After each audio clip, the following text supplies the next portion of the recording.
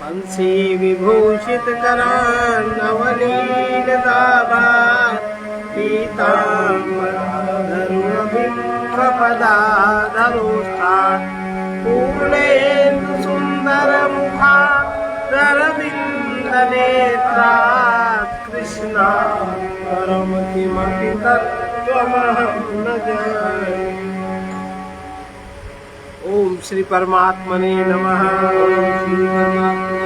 तीसरा अध्याय पहला पाद, ब्रह्म सूत्र का तीसरा अध्याय पहला पाद। पूर्व दो अध्यायों में ब्रह्म और जीवात्मा के स्वरूप का प्रतिपादन किया गया। अब उस परब्रह्म परमेश्वर की प्राप्ति का उपाय बताने के लिए तीसरा अध्याय आरंभ किया जाता है। इसीलिए इस अध्याय को साधना अध्याय अथवा उपासना अध्याय कहते हैं। परमात्मा की प्राप्ति के साधनों में सबसे पहले वैराग्य की आवश्यकता है।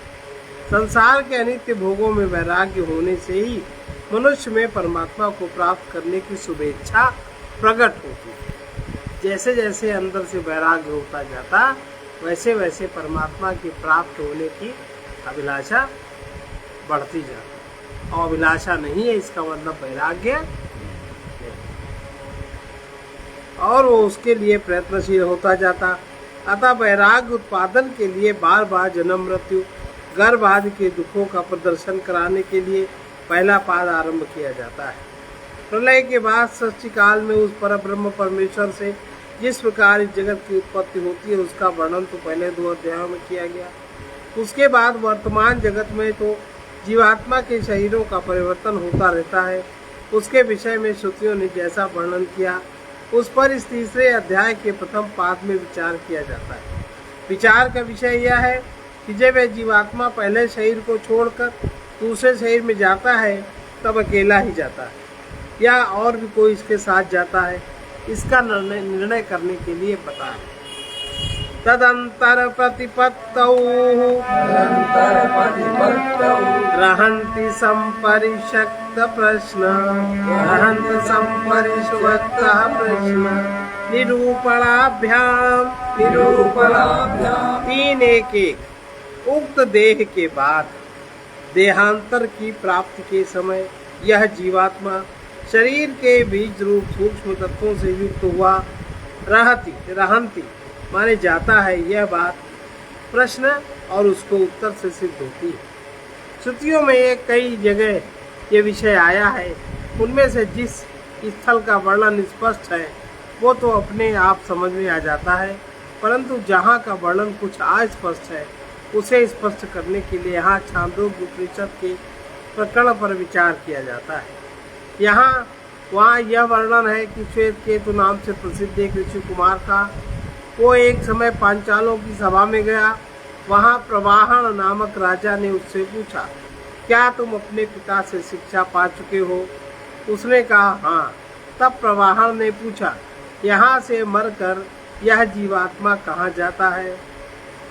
वहाँ से फिर कैसे लौट कर आता है? देवयान और पितृयान मार्ग का क्या अंतर है? यहाँ से गए हुए लोगों से वहाँ का लोक भर क्यों नहीं जाता? इन सब बातों को और जिस प्रकार पांचवी आहुति में यह जल पुरुष रूप हो जाता है, इस बात को तू जानता है या नहीं? तब प्रत्येक बात के उत्तर में श्वेत केतु ने यही कहा, मैं नहीं जानता। यह सुनकर प्रवाहन ने उसे फटकारा और कहा, जब तुम इन सब बातों को नहीं जानते तब कैसे कहते हो कि मैं शिक्षा पा चुका हूँ, वो भी अपने पिता से?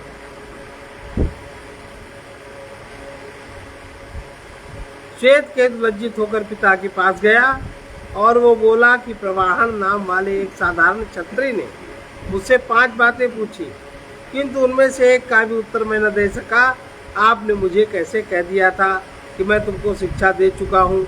पिता ने कहा, मैं स्वयं इन 5 में से किसी को नहीं जानता, तब तुमको मैं कैसे बताता? उसके बाद अपने पुत्र के सहित पिता उस राजा के पास गया और धन आदि के दान को स्वीकार न करके कहा, आपने मेरे पुत्र से जो 5 बातें पूछी थी उन्हें ही मुझे बतलाइए। तब उस राजा ने बहुत दिनों तक उन दोनों को अपने पास ठहराया और कहा कि आज तक यह विद्या क्षत्रियों के ही पास रही है, अब पहले पहल आप ब्राह्मणों को मिल रही है। यह कहकर राजा प्रवाहन ने पहले उस 5वें प्रश्न का उत्तर देना आरंभ किया, जिसमें यह जिज्ञासा की गई थी, यह जल 5वीं आहुति में पुरुष रूप कैसे हो जाता है। वहां द्व्युलोक में अग्नि श्रद्धा की पहली आहुति देने से राजा सोम की उत्पत्ति बताई। दूसरी आहुति है मेघ रूप अग्नि में राजा सोम को हवन करना, उससे वर्षा की उत्पत्ति कही गई। तीसरी आहुति है पृथ्वी रूप अग्नि में वर्षा को हवन करना, उससे अन्न की उत्पत्ति बताई गई। चौथी आहुति है पुरुष रूप अग्नि में अन्न का हवन करना, उससे वीर की उत्पत्ति बताई गई। और 5वीं आहुति है स्त्री रूप अग्नि में वीर का हवन करना, उससे गर्भ की उत्पत्ति बताकर कहा है कि इस तरह यह जल 5वीं आहुति में पुरुष संज्ञक होता है। 5 बार जब इस जल की आहुति पड़ती है, जैसे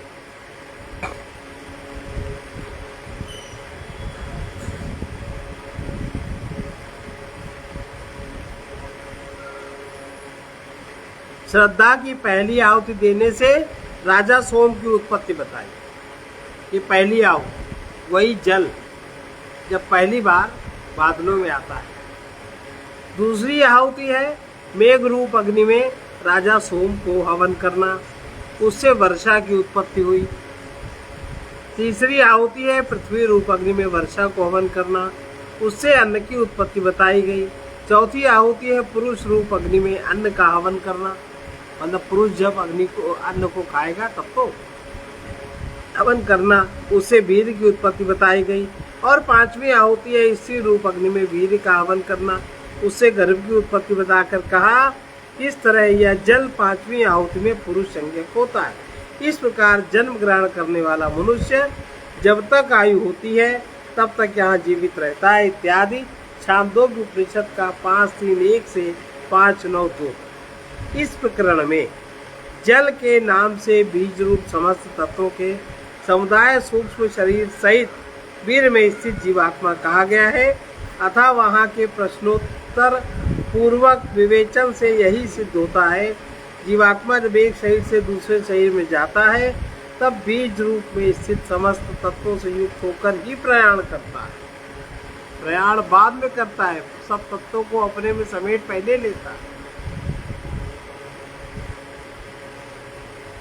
और जो जीवात्मा मृत्यु के समय बहुत बिखरे हुए होते हैं, भयभीत होते हैं, कंपित होते हैं, उनमें वही कमी रह जाती है। इसीलिए मृत्यु होने के पहले मृत्यु का अभ्यास करना चाहिए, स्थिर चित्त कैसे रहा जा सके, ताकि अगला जन्म ठीक हो। इस प्रकरण में तो केवल जल का ही पुरुष हो जाना कहा, जल का ही पुरुष हो जाना कहा, फिर इसमें सभी सूक्ष्म तत्वों का भी होना कैसे समझा जाएगा। यदि श्रुति को यही बताना अधीष्ट था तो केवल जल का ही नाम क्यों लिया, इस जिज्ञासा पर कहते हैं। त्रयात्मकत्वात् भूयस्त्वात् 3:1-2 शरीर तीनों तत्वों का सम्मिश्रण है, इसलिए जल के कहने से सबका ग्रहण हो जाता है, तथा वीर में सबसे अधिक जल का भाग रहता है, इसलिए जल के नाम से उसका वर्णन किया गया। जगत की उत्पत्ति के वर्णन में कहा जा चुका है, तीनों तत्वों का सम्मेलन करके उसके बाद परमेश्वर के नाम और रूप को प्रकट किया। छांदोग्य उपनिषद के 6:3-3 वहाँ 3 तत्वों का वर्णन भी उपलब्ध होता है, उसमें सभी तत्वों का मिश्रण समझ लेना चाहिए। स्त्री के गर्भ में जिस वीर का आधान किया जाता है वो सभी भौतिक तत्व रहते हैं, तथापि जल की अधिकता होने से वहाँ उसी के नाम से उसका वर्णन किया गया। वास्तव में वो कथन शरीर के बीजभूत सभी तत्वों को लक्ष्य करने वाला है। एक शरीर से दूसरे शरीर में जाते समय जीव प्राण में स्थित होकर जाते हैं, प्राण में, और प्राण को आपोमय जल रूप कहा गया। अतः दृष्टि से भी वहाँ जल को ही पुरुष रूप बताना सर्वथा सुसंगत है। इसलिए यही सिद्ध हुआ, जीवात्मा सूक्ष्म तत्वों से युक्त हुआ ही एक शरीर से दूसरे शरीर में जाता है। प्रकारांतर से इसी बात की पुष्टि करते हैं। प्राणगतेश्च 3:1-3 जीवात्मा के साथ प्राणों के गमन का वर्णन होने से भी यही बात सिद्ध होती है।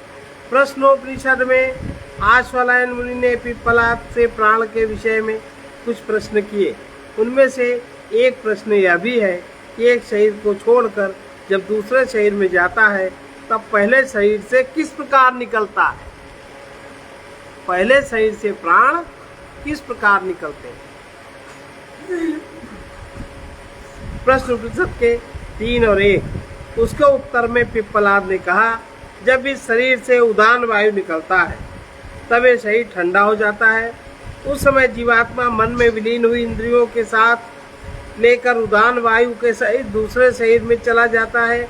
उस समय जीवात्मा का जैसा संकल्प होता है उस संकल्प और मन इंद्रियों के सहित ये प्राण में स्थित हो जाता है। वो प्राण उदान के सहित जीवात्मा को उसके संकल्पानुसार भिन्न भिन्न लोकों यानी योनियों में ले जाता है। प्रश्न उपनिषद के 3:10 तक। इस प्रकार जीवात्मा के साथ प्राण मन इंद्रिय आदि के गमन का वर्णन होने से भी यही सिद्ध होता है, बीज रूप सभी सूक्ष्म तत्वों के सहित यह जीवात्मा एक शरीर से दूसरे शरीर में जाता है। छांदोग्य उपनिषद में जो पहले श्रद्धा का हवन बताया गया है, वहाँ श्रद्धा के नाम से संकल्प का यवन समझना चाहिए। पहले संकल्प करता है। भाव यह है कि श्रद्धा रूप संकल्प की आहुति से जो उसके सूक्ष्म शरीर का निर्माण हुआ वही पहला परिणाम राजा सोम हुआ। जो उसके सूक्ष्म शरीर का निर्माण हुआ पहला परिणाम राजा सोम हुआ। फिर उसका दूसरा परिणाम वर्षा रूप से मेघ में स्थिति है। तीसरे परिणाम में पहुंचकर वो अन्न में स्थित हुआ। चौथे परिणाम में वीर रूप से उसकी पुरुष में स्थिति हुई और पांचवें परिणाम से वह गर्भ होकर स्त्री के गर्भाश्रय में स्थित हुआ। तदंतर वही मनुष्य होकर बाहर आया। इस प्रकार दोनों स्तरों के वर्णन की एकता है। प्राण का सहयोग सभी जगह है क्योंकि गति प्राण के अधीन है। प्राण को जल में ही बताया गया। इस प्रकार श्रुति के समस्त वर्णन की संगति बैठ जाती।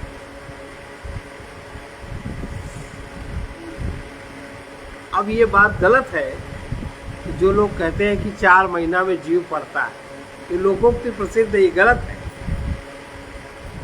पहले दिन यहाँ तक जब वर्षा उसके पहले प्राण, तभी से जीव उसमें स्थित रहता है, तभी ये सब क्रियाएं होती हैं। और लोग में क्या क्या लोग मान्यताएं फालतू में करते हैं।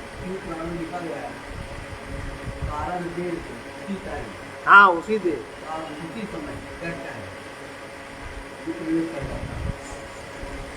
अब दूसरे प्रकार के विरोध का उल्लेख करके उसका निराकरण करते हैं। अग्न्यादि गति सुते रीति चेन्न भाग तत्वात् 3:1-4। यदि कहो कि अग्नि आदि में प्रवेश करने की बात दूसरी श्रुति में कही है इसलिए यह सिद्ध होता है, तो यह ठीक नहीं है क्योंकि वह श्रुति अन्य विषयक होने से गौण है। यदि कहो वेदारण्यक के अंतर्भाग और याज्ञवल्क्य के संवाद में यह वर्णन आया है कि मरण काल में वाणी अग्नि में विलीन हो जाती है, प्राण वायु में विलीन हो जाते हैं इत्यादि। वेदारण्यक उपनिषद के 3:2-13।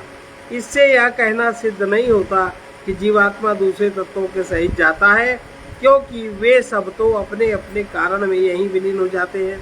तो ऐसी बात नहीं, क्योंकि ये बात आर्तभाग ने प्रश्न में तो कही है पर याज्ञवल्क्य ने उत्तर में से स्वीकार नहीं किया, बल्कि सभा से अलग ले जाकर उसे गुप्त रूप से वही 5 आहुतियों वाली बात समझाई है। यह अनुमान होता है क्योंकि उसके बाद श्रुति कहती है कि उन्होंने जो कुछ वर्णन किया निसंदेह वो कर्म का ही वर्णन था। मनुष्य पुण्य कर्मों से पुण्यशील होता है, पाप कर्म से पापी होता है।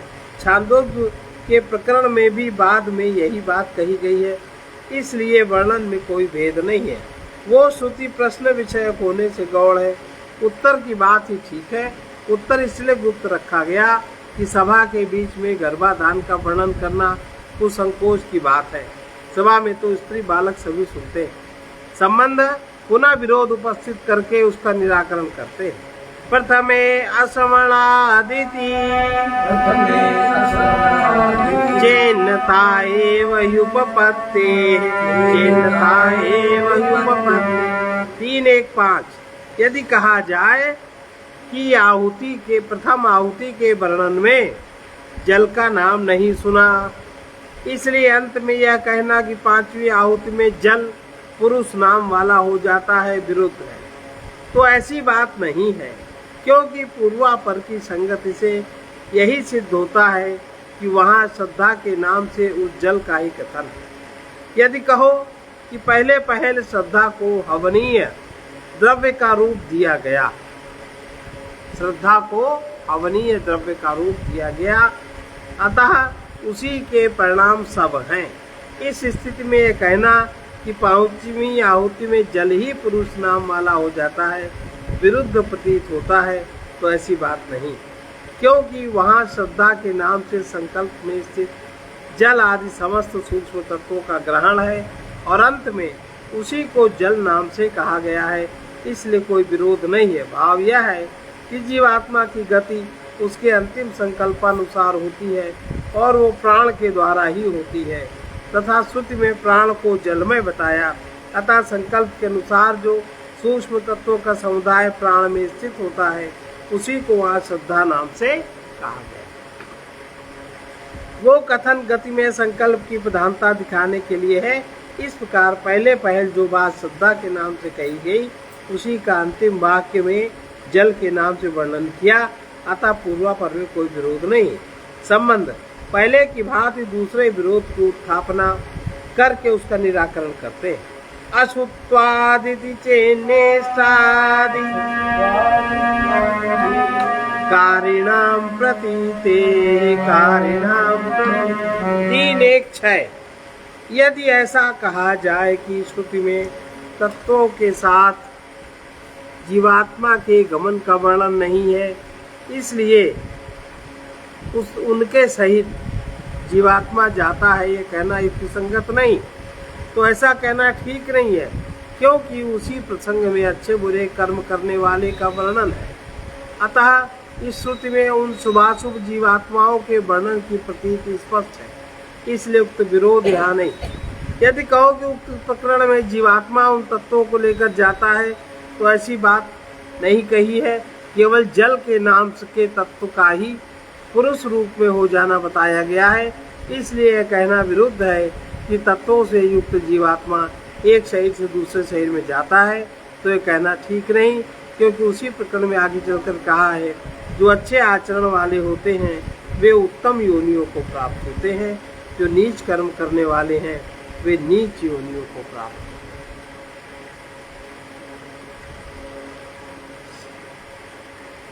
छांदोग्य उपनिषद के 5:10-7 इस वर्णन से अच्छे बुरे कर्म करने वाले जीवात्मा का उन तत्वों के साथ एक शरीर से दूसरे शरीर को प्राप्त होना सिद्ध होता है, इसलिए कोई विरोध नहीं। तदया इह रमणीय चरणा अभ्यासो हयते रमणीयाम, अभ्यासो हयते रमणीयाम। योनिमापदेरन् ब्राह्मण योनिं, योनिमापदेरन् ब्राह्मण योनिं, वा क्षत्रिय योनिं, वा क्षत्रिय योनिं, वा वैश्य योनिं, वा वैश्य योनिं। वातयाय कपूय चरणा, वातयाय कपूय चरणा। अभ्यासो हयते कपूयाम, अभ्यासो हयते कपूयाम। योनिमापदेरन्, योनिमापदेरन्। इसी प्रकरण में जहाँ सकाम भाव से शुभ कर्म करने वालों के लिए धूम्र मार्ग से स्वर्ग जाने की बात कही गई, वहाँ ऐसा वर्णन आता है कि स्वर्ग में जाने वाला पुरुष देवताओं का अन्न है। जो स्वर्ग में जाता है पुरुष, वो देवताओं का अन्न है, माने उससे देवताओं को तृप्ति होती है। देवता लोग उसका भक्षण करते हैं। बृहदारण्यक उपनिषद के 6:2-16। अतः यह कहना कैसे संगत होगा? पुण्यात्मा लोग अपने कर्मों का फल भोगने के लिए स्वर्ग में जाते हैं। जब वे स्वयं ही देवताओं के भोग बन जाते हैं, तब उनके द्वारा स्वर्ग का भोग भोगना कैसे सिद्ध होता है? अब ये जिस प्रकार से काव्य में बात कही गई उसको ना समझ करके सीधे समझ रहे, इस जिज्ञासा पर कह रहे हैं। भाक्तम वानात्मवित्वावत् तथा, भाक्तम वानात्मवित्वा तथा हि दर्शयति, हि दर्शयति। 3 एक साथ। वे लोग आत्मज्ञानी नहीं हैं। इस कारण आत्मज्ञानी की अपेक्षा उनकी हीनता दिखाने के लिए ही उनको देवताओं का अन्न बताने वाली श्रुति गौड़ है, क्योंकि उस प्रकार उनका हीनत्व स्वर्गलोक में नाना प्रकार के भोगों को भोगना भी श्रुति दिखाती है। वे सकाम भाव से शुभ कर्म करने वाले लोग आत्मज्ञानी नहीं होते, अतः आत्मज्ञान की स्तुति करने के लिए गौड़ रूप से उनको देवताओं का अन्न और देवताओं द्वारा उनका भक्षण किया जाना कहा गया है। आत्मज्ञान की स्तुति करने के लिए कि सकाम है वो निष्काम हो जाए, वहां ऐसा होता है। इस वास्तव में तो श्रुति यह कहती है, देवता लोग न खाते हैं न पीते हैं, वे इस अमृत को देखकर ही वे तृप्त हो जाते हैं। छांदोग्य उपनिषद 3:6-1। न वै देवा श्रन्ति, न वै देवा श्रन्ति, न पिबन्ते देवामृतम्, न पिबन्ते देवामृतम्, दृष्ट्वा तृप्यन्ति, दृष्ट्वा तृप्यन्ति। अतः इस कथन का यह भाव है कि राजा के नौकरों की भांति वो देवताओं के भोग ज्ञानी सेवक होते हैं। जो लोग स्वर्ग में जाते हैं वो देवताओं के सेवक होते हैं। इस भाव के वचन श्रुति में दूसरी जगह भी पाए जाते हैं। जो उन परमेश्वर को न जानकर दूसरे देवताओं की उपासना करता है, वो जैसे यहाँ लोगों के घरों में पशु होते हैं, वैसे ही देवताओं का पशु होता है वो मनुष्य। बृहदारण्यक उपनिषद में 1:4-10 आत्मज्ञान की स्तुति करने के लिए ये वचन कहा गया। इसके सिवा वे शुभ कर्म करने वाले लोग देवताओं के साथ आनंद का उपभोग करते हैं। इसका श्रुति में इस तरह वर्णन किया गया है।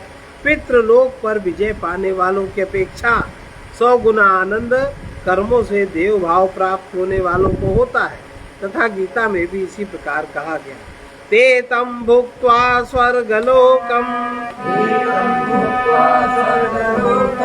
ते तम भुक्त्वा स्वर्गलोकम विशालम, ते तम भुक्त्वा स्वर्गलोकम विशालम, क्षीणे पुण्ये मर्त्यलोकम विशन्ति, क्षीणे पुण्ये मर्त्यलोकम विशन्ति। एवं त्रयी धर्म अनुप्रपन्ना, एवं त्रयी धर्म अनुप्रपन्ना, गतागतं काम कामा लभन्ते, गतागतं काम कामा लभन्ते। वे वहाँ विशाल स्वर्गलोक के भोगों को भोगकर पुण्य क्षीण होने पर पुनः मृत्युलोक में लौट आते हैं। इस प्रकार वेदोक्त धर्म का आचरण करने वाले वे भोग कामी मनुष्य आवागमन को प्राप्त होते हैं। गीता 9वें अध्याय का 21वां श्लोक है। इसलिए यह सिद्ध हुआ कि उनको देवताओं का अन्न कहना वहाँ गौण रूप से, माने देवता लोग उनका भोग करते हैं। वास्तव में वहाँ जाकर वे अपने कर्मों का ही फल भोगते हैं और फिर वहाँ से वापस लौट आते हैं। अतः जीवात्मा का एक शरीर से दूसरे शरीर में सूक्ष्म तत्वों के सहित जाना सर्वथा सुसंगत है। इसमें किसी प्रकार का कोई विरोध नहीं। उक्त प्रकरण में कहा गया कि जब तक उसके कर्मों का क्षय नहीं हो जाता तब तक वो वहीं रहता है, फिर वहाँ से इस लोक में लौट आता है। अतः प्रश्न होता है तो उसके सभी पुण्य कर्म पूर्णतः समाप्त हो जाते हैं या कुछ कर्म शेष रहते हैं जिसे साथ लेकर वो लौटता है, इसका निर्णय करने के लिए कह रहे हैं।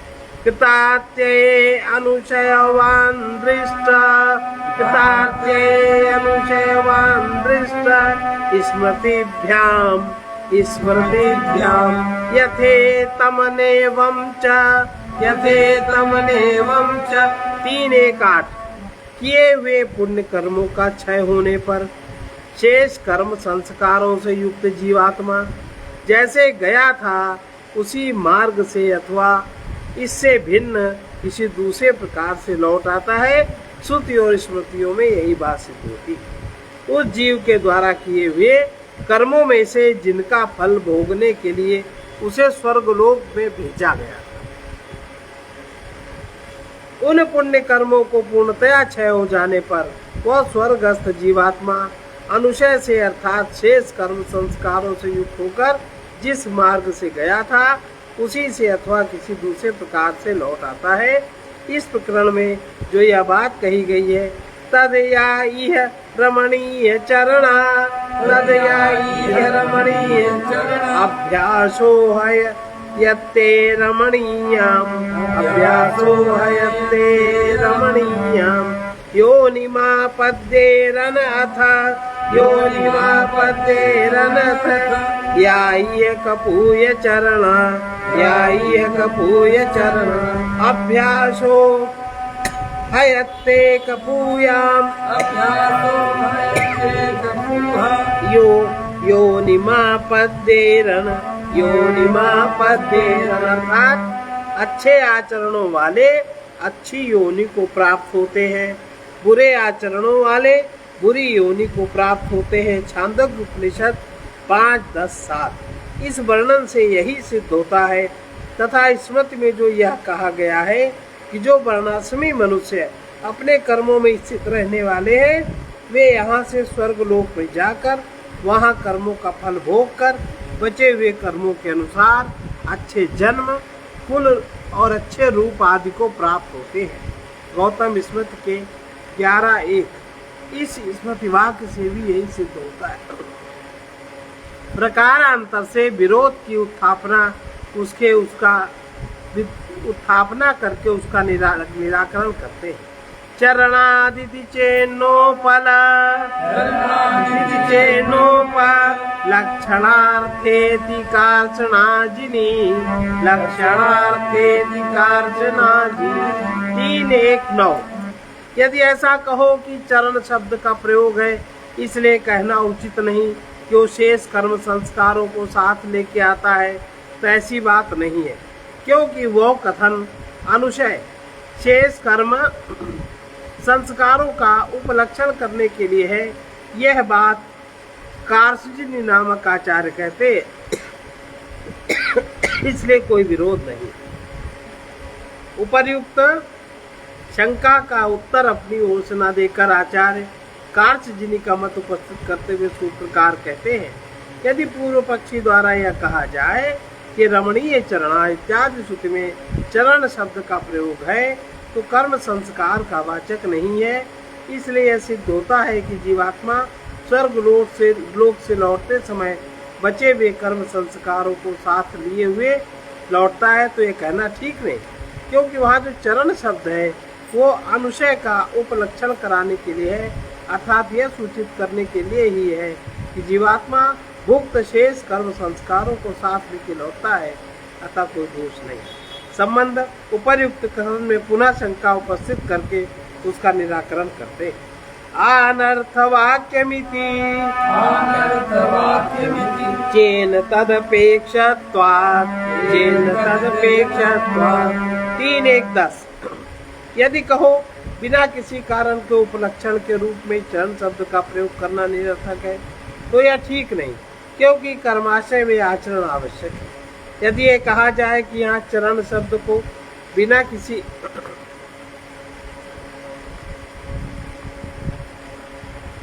कारण के कर्म संस्कार का उपलक्षण मानना निरर्थक है, इसलिए उपर्युक्त उत्तर ठीक नहीं, तो ऐसी बात नहीं है। उस उपर्युक्त उत्तर सर्वथा उचित है, क्योंकि कर्म संस्कार रूप अनुशय पूर्वकृत शुभाशुभ आचरणों से ही बनता है, अतः कर्माशय के लिए आचरण अपेक्षित है, इसलिए चरण शब्द का प्रयोग निरर्थक नहीं। अब पूर्वोक्त शंका के उत्तर में महर्षि बादरी का मत प्रस्तुत करते हैं।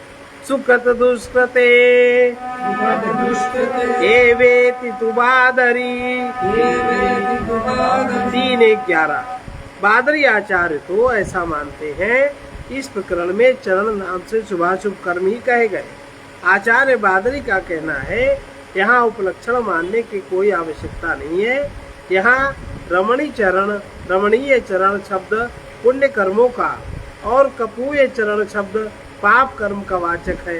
अतः यह समझना चाहिए कि जो रमणीय चरण है वे शुभ कर्माशय वाले हैं, जो कपूय चरण है वे पाप कर्माशय वाले हैं। इसलिए यही सिद्ध होता है कि जीवात्मा बचे हुए कर्म संस्कारों को साथ लिए ही लौटता है। अब पूर्व पक्षी पुनः शंका उपस्थित करता ही हम लोग कर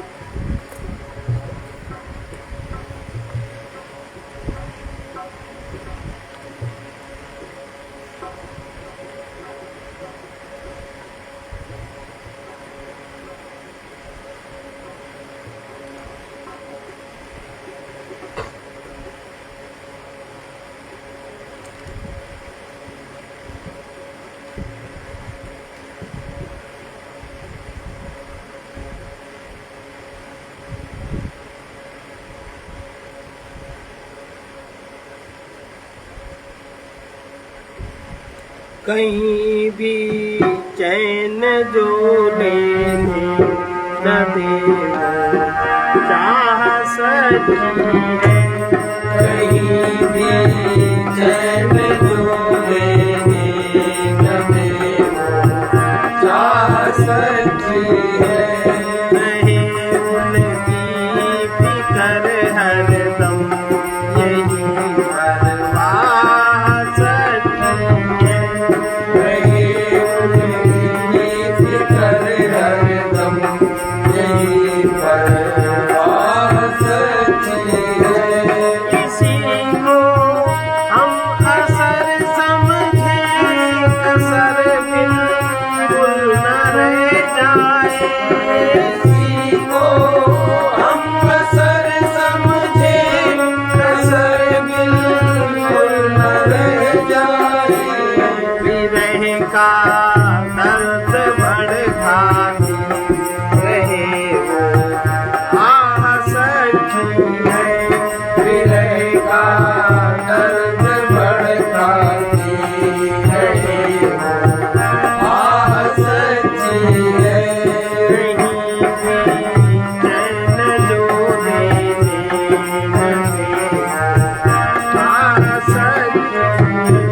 कहीं भी चैन जो लेने न देना आह सच्ची है। बहुत कुछ पाठ पूजा और तप व्रत करके हम समझे। बहुत कुछ पाठ पूजा और तप व्रत करके हम समझे। विकल हो करके रोना ही मिलन की राह सकी। विकल हो करके रोना आह सच्ची है। विरह का दर्द भड़काती रहे आह सकी है। विरह का दर्द भड़काती रहे आह सच्ची है। कहीं भी चैन जो लेने न देना चाह सकी है। कहीं भी चैन जो लेने न देना आह सच्ची है। यहाँ जीते हुए ही मुक्ति मिलती, मौत